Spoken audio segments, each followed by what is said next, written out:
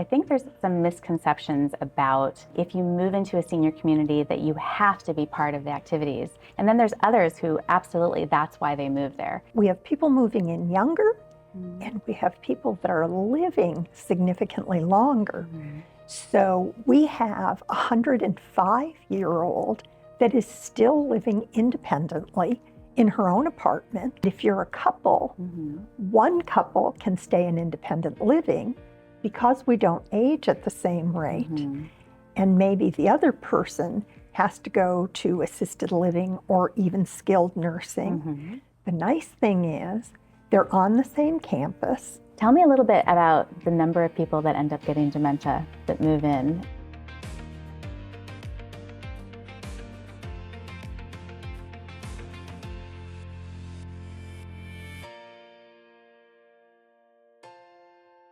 Welcome to One Place Aging, your source for answers. How do you really choose a retirement community? Well, today our special guest is Theresa LaTosh, Community Relations Manager at the V in La Jolla Village. Welcome, Theresa. Thank you, Valerie. It's great to be here with you. Thank you. So I really want to know about your role at the V specifically. Well, Community Relations Manager, though it says community, I work primarily with the outside community. So I work with referral sources such as trust attorneys, certified financial planners, and I go to a lot of activities out in the community, for instance, at churches or bridge clubs or things like that. And as much as I can, I try to have events in-house so that people can get a flavor for what it's like to be at our retirement community. And so you mentioned the activities, right? And the events within the community. Tell me a little bit about that, because I think there's some misconceptions about if you move into a senior community that you have to be part of the activities. And then there's others who absolutely that's why they move there. But not everybody is, some people are really outgoing and some people are introverts. So how do you appeal to both audiences with your activities? No one has to do absolutely anything. It is independent living. But we have a plethora of activities daily. And I would put our lifestyle director up against anyone in this country. She is absolutely fabulous at programming. We have everything from lectures and concerts, and because we're so close to the University of San Diego, we have a lot of emeriti professors that live at V, and they often head or speak at the activities. About a third of our activities are resident-led, and it's a fabulous program. So, but if you don't want to participate, you could just stay in your apartment. We do have an in-house channel, and you can actually get some of the exercise classes on an in-house channel, so you don't have to leave your apartment. Okay, that's good to know. What would you say is the typical demographic of people living there? It's interesting. It hasn't changed much.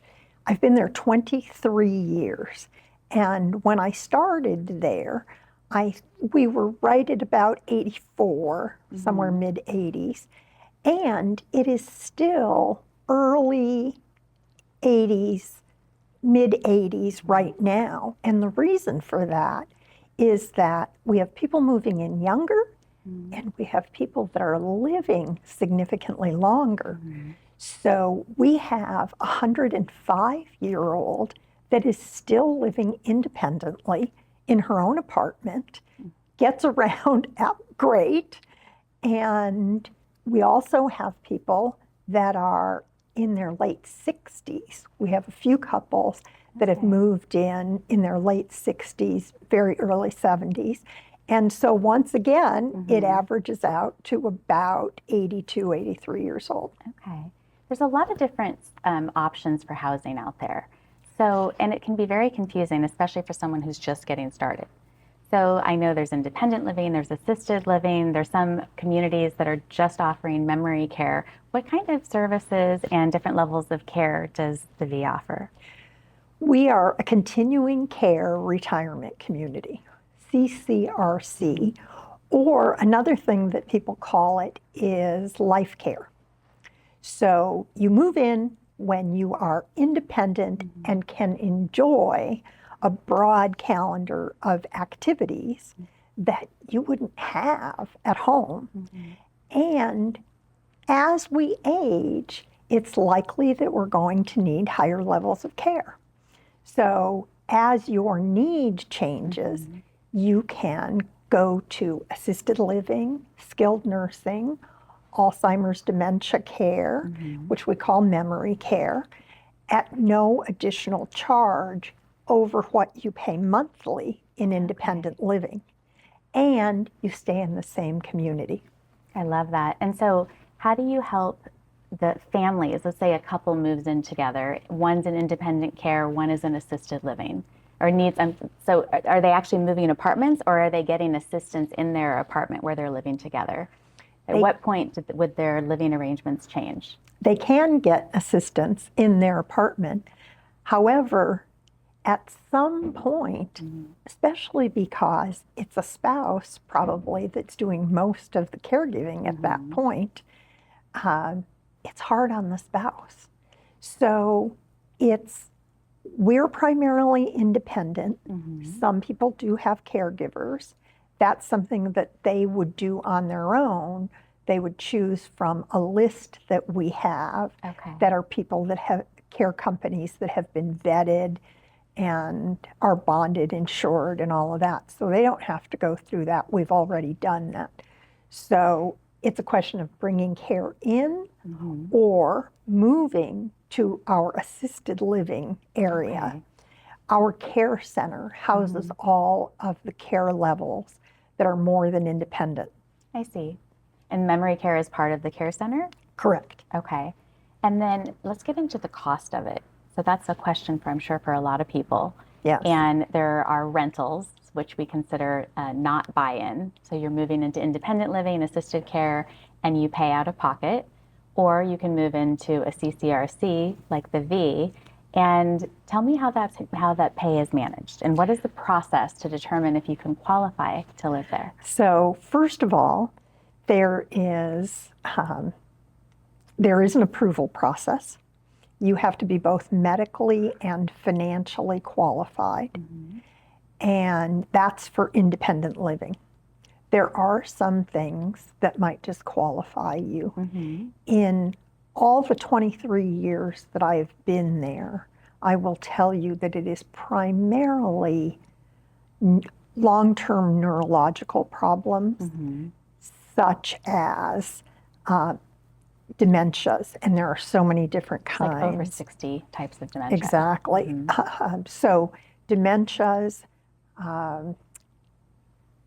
multiple sclerosis, those kinds of things might disqualify you from the contract. But if there are two people, if you're living there and then you acquire that, or if you no. when you're before you move in. Once you are approved for the contract, if you have to move to a higher level of care, any step up is still included in your monthly fee in what you would have paid in independent living.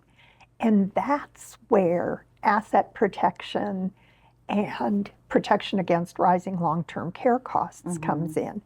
It's a way to be able to predict into the future what your care costs are going to be. And because those are the things that bankrupt families now, it's a nice peace of mind. And you also know that you don't have to worry your children about what types of care you need, those kinds of things. But you are once you are approved for the contract, you can go to any level of care for the rest of your life, whatever level of care you need. And if you're a couple, one couple can stay in independent living because we don't age at the same rate. and maybe the other person has to go to assisted living or even skilled nursing. Mm-hmm. The nice thing is they're on the same campus. The independent person doesn't have to get into a car Right. and drive to see their spouse.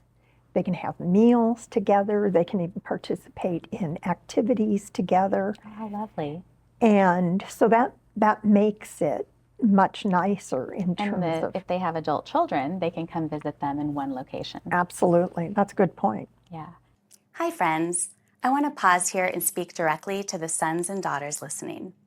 If your parents' health is changing, if the house isn't supporting them the way it used to, or if you're stepping into decisions you never expected to be making, you may be trying to figure out who should be helping you right now.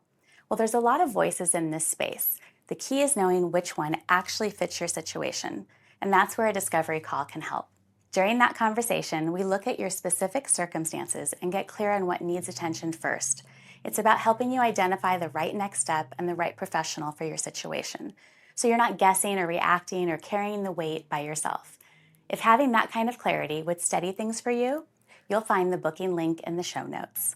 Now, back to the episode. People who are listening or watching this right now, they're wondering, well, what does something like that cost?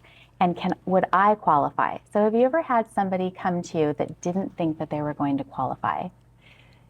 As a matter of fact, I have an aunt and uncle that live at V, and they've been there 11 years.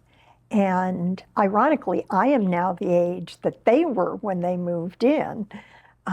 They moved in at 69 and 70, and they were convinced that they didn't have enough money. And I said, why don't you let us decide that?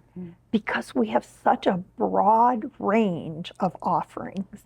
Didn't you tell me you have over, how many units or apartments do you have? In independent living, we have 400. Okay. And we have 40 different floor plans. Which are different sizes and costs. Exactly. Okay. So we start at about 700 square feet, and we go up to 3,300 square feet. Pretty big difference, but great to have those options. That way, we hope that we can accommodate a wide range of people. Okay. And how do you keep people independent as long as possible? We have fabulous fitness programs. People that are in their 90s walk around and say, I credit this place with adding years to my life. And I think because of all of the fitness programs, I believe we have more than 20 different fitness classes every week.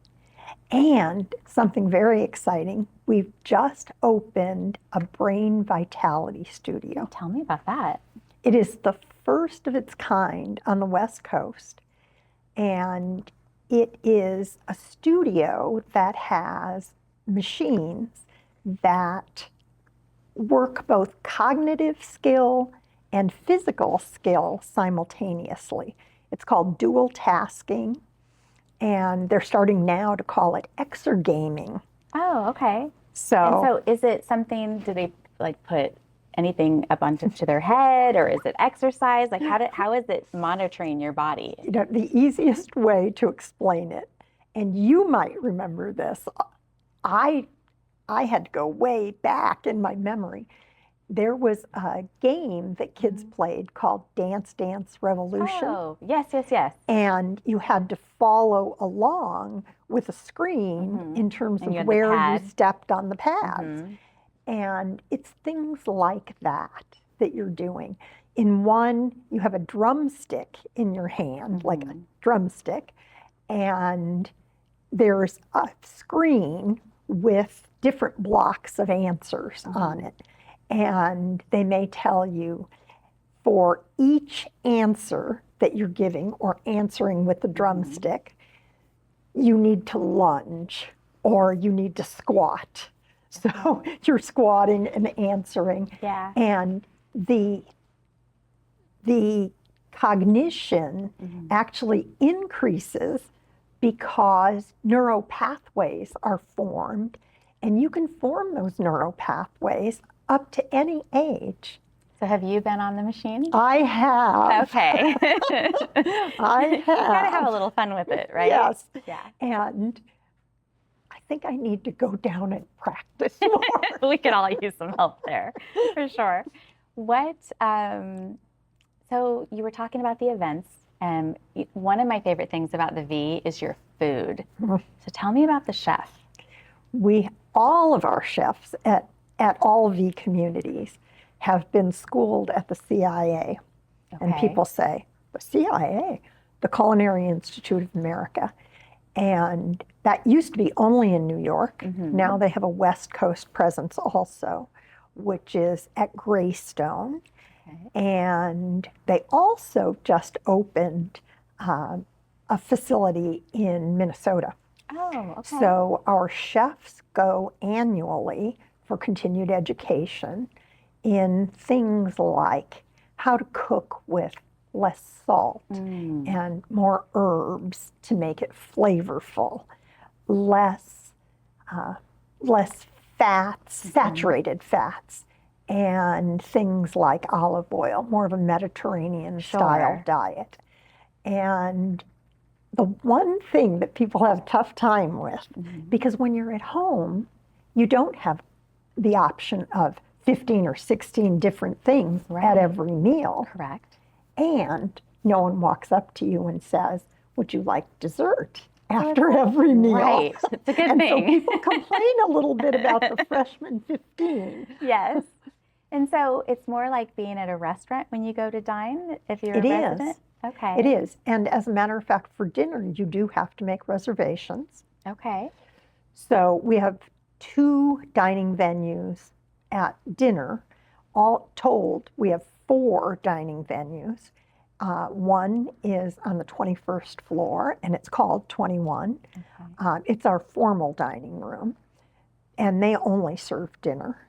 And that's more of the white tablecloth, composed plates, whereas what I would call our restaurant or dining venue, that is the main one, serves breakfast, lunch, and dinner. It's a little less formal. You can come in jeans, that kind of thing. So it sounds like it's a resort. So let's talk about some of the more practical side of things.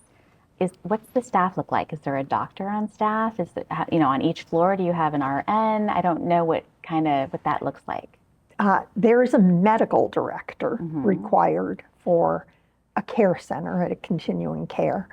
And our medical director is in the building. I would say definitely, he takes appointments 3 days out of the week, but he is often there for a short period of time every single day. So do residents go to their regular doctors at the nearby hospitals and offices, or do they see the staff there on site for their medical needs?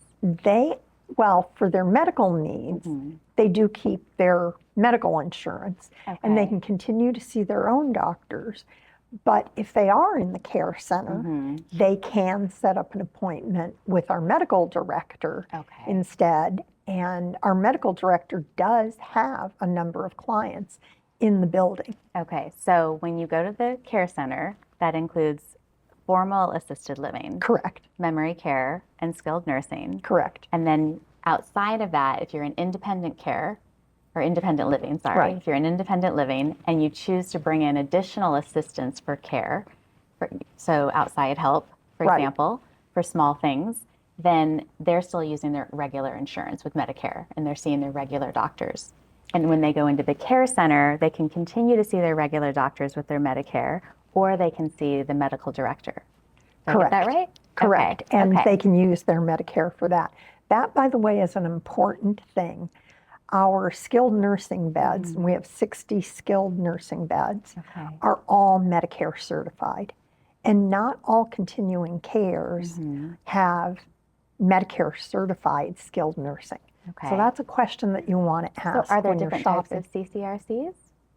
There are. Okay, tell me about that. And in California, there are type A, B, and C. And what level is the V? We're a type A. Type A. And it has nothing to do with quality. It's just different ways that the program is administered. So at a type A, you have to be approved medically and financially.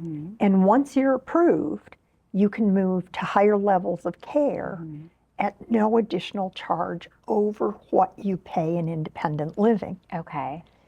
In a type B, you get a certain number of days in the care center. I see. And Like if you have hip surgery and you need to recover in skilled nursing or rehab, correct, then you can go back to your regular living. correct. Okay. And so you have a certain number of days. Let's say it was your back.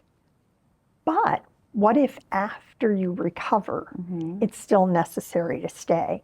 Contracts are all different, so it's hard to tell you how many days. But just for talking purposes, let's say at a type B, you have 100 days in the care center. Once you use those 100 days, you start paying out of pocket whatever the going rate is. So then that leads us to type C? And then a type C is fee for service. Okay. And that means that as soon as you move from one level of care to the next, you pay out of pocket whatever the going rate is. So is this available for the public to come in for private pay, for skilled nursing, for rehab specifically? If there's Yes, beds for skilled available? nursing it is. Okay. Absolutely. At one time, we were actually taking people from the outside that weren't under contract in all levels of care. But now, as the community has aged, we have assisted living and memory care is primarily residents that have been under contract. So let's talk about memory care a little bit. Couples come in, or individuals, and they speak to the sales office, and they're going through this process and deciding if they're going to live there or not. How, as people are preparing, and they're not living there yet, they're thinking if they're going to live there, and they're both healthy. They both have sound minds, they have capacity. Tell me a little bit about the number of people that end up getting dementia that move in. Maybe not just that move in, but just in general. The statistics are increasing, right, for dementia?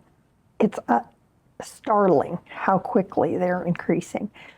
When I came to work at V 23 years ago, Jen Worth, who does a lot of these studies, and you can look them up online, was predicting at that time that 50% of the U.S. population over 65 would need some kind of long-term care.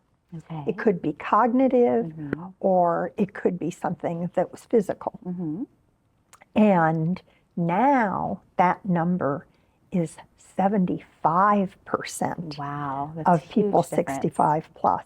Okay. And So that's not all memory care, but that's been a big increase correct. in our society. In some kind of cognitive or some kind of physical disability. And so when does somebody have to move from their independent or their assisted living? When do they have to graduate to the next? Like, are there certain determinations that...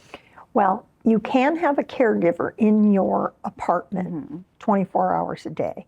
However, you're paying for that independently.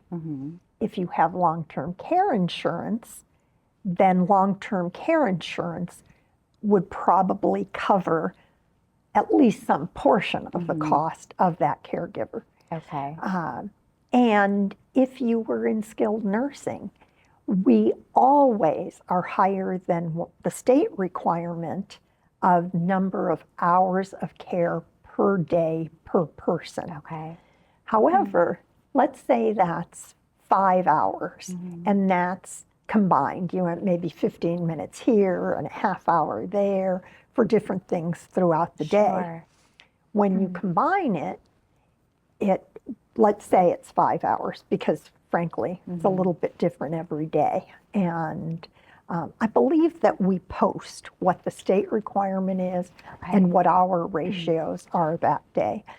And if you are someone that wants a companion sitting next to you all the time in skilled nursing, let's say reading or playing cards or taking you for a walk or doing things like that, then you would actually have to use your long-term care or pay privately for someone to be with you. So we've been talking about a lot of numbers, and I think it's important for people to understand that. But if we go back to starting at the beginning for someone and they don't know where they're going to move, and they're looking at different communities that have individualized options or independent and assisted combination, or they have skilled nursing by itself, what would be the advice that you would give somebody that's confused about all these options and how to choose their path? There really are quite a few. You need to shop. You just need to go out. You need to have a list of questions.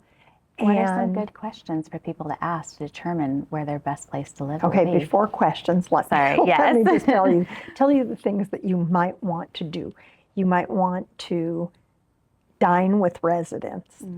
That way you get a taste of food, plus you get to meet some of the residents. Sure. All of these communities, all retirement communities, have different personalities. And you need to find one that fits your personality. How who the residents are.